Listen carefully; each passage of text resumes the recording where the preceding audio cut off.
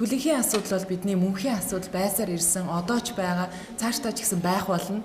Энэ түлэнхийн асуудал бол маш хурцтмал байдалтай байгаа. Та бүхэн мэдж байгаа social network-оор тэр Facebook-ээр, Twitter-ээр туслаарай, дэмжээрэй, гадагшаа явж дэмжлүүлэх гэсэн өрөвдөлтөд зовж хансан хүүхдүүдийн зураг тусламж маш ихээр явдаг. Энэ нь бас бид нар чадах чинээгээрээ манай төлөөс тусламж үзүүл дэмждэг. Тэгээд яг ингэж ганц хоёр хүнд туслах биш бүхэл бүтэн яг эмнэлэгтэн туслая гэсэн санаачлагыг манай хамт олон гаргасан байгаа.